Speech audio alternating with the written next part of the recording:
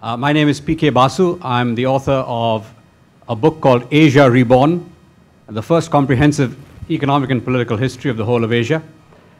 And my question is this. I also teach economic history to students in several business schools. My question is this.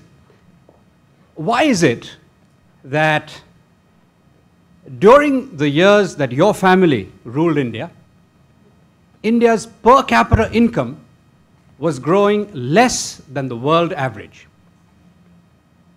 And yet, in the years since your family relinquished the Prime Ministership of India, India's per capita income has grown substantially faster than the world average. Okay, thank you. That's a very sharp, succinct question. So, and what is your hypothesis? I asked you the question. I'm here to ask the question. That's quite... My hypothesis is in my book. Please read the book. It's called Asia Reborn. I mean, you're giving a hell of a lot of power to one family. No, right? See, let me give you okay. One sec. Let me give you an alternative. So, since you asked me back a question, let me just elaborate on the question a bit. At the point of independence, India's per capita income was one of the lowest in the world. India's life expectancy at birth was 32 years, the lowest in the world. Africa's average was 38. So, when you are the poorest country in the world, you should be growing faster than the world average in order to close the gap with the rest of the world. If I may interrupt. And unfortunately, during the period of your family's rule, thank you very much, India did Mr. not Basu. achieve that. Thank you. That's the question. Why? Thank you. I mean, there was a sharp question. You can either decide to take it or not. I can take it if you want. Yeah, okay, go ahead. Do you agree? First of all, do you agree that India is a success today? Of course. You do. A relative success since your family relinquished the Prime Ministership. Yes. So since then, not before. So you're saying, for example, that I had absolutely no role in Indian politics from 2004 to today. You're saying that? Well, make up your mind. Either I have a role or I don't have a role. You can't give me both options. Please tell us what your role was. Okay, I'm going to. Point is that if I may, let's not have this dialogue. If I may, could you answer the question? I mean, the question is. May I? Okay, please. Is there an answer to the question? Okay.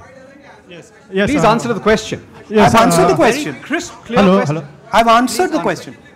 I've answered the question. All right. Yes. Listen, I'm going to leave it at this. Okay. I'd like to come over to this group. Sir, go ahead, please. Okay, yes, short, succinct question. Yes, I'll make it very fast. Yes, my name is Anish Mishra. Okay, the thing is, I would like to start by saying that I'm a great admirer of your great-grandfather, Jawaharlal Nehru, and I think all the good things that whatever India is today is because of the Indian Congress Party. And if you look at the Constitution of India, your party has very successfully put in the values of the Congress Party into the Constitution of India. You're both going to extremes, right? I mean, give me something in the middle. So, Mr. Gandhi, I mean, he's saying, I'm the cause of every single problem. Yeah.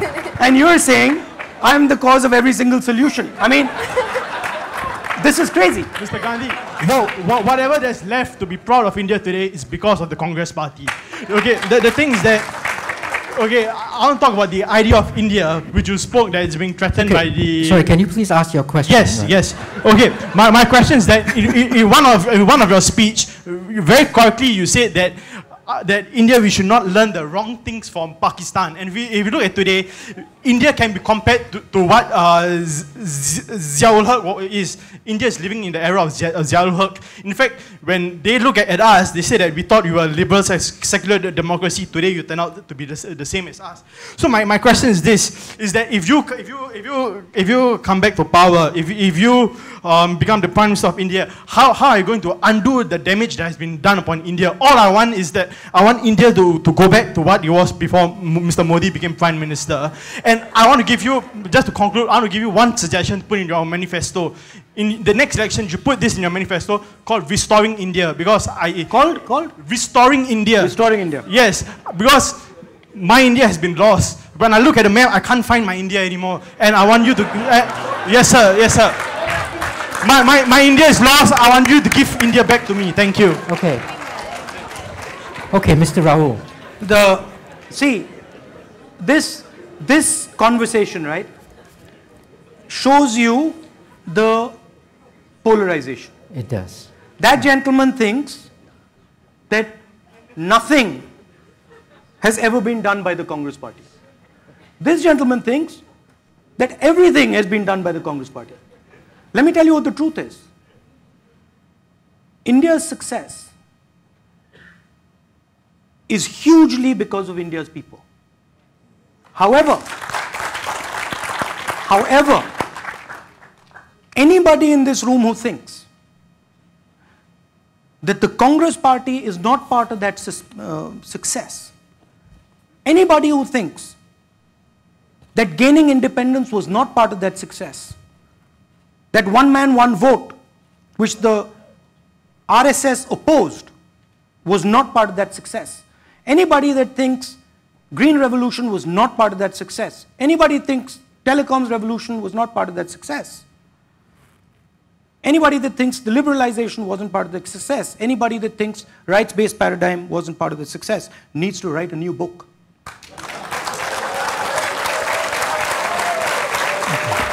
Thank you. And look,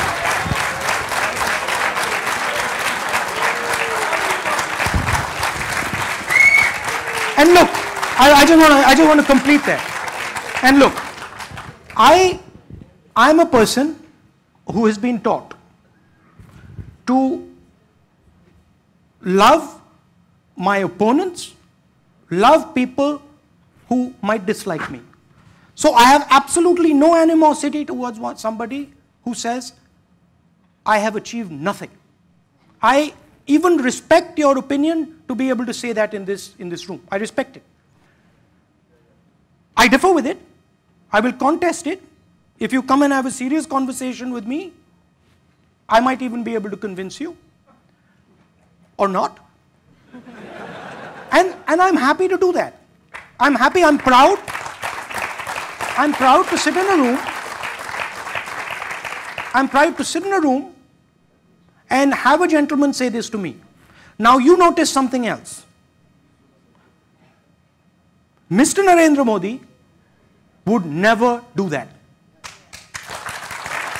You would never have the ability to say what you said to me in front of Mr. Narendra Modi. And I am absolutely blazingly proud of that. So after this meeting, I want to give you a hug. And I want to tell you that you are very important to me.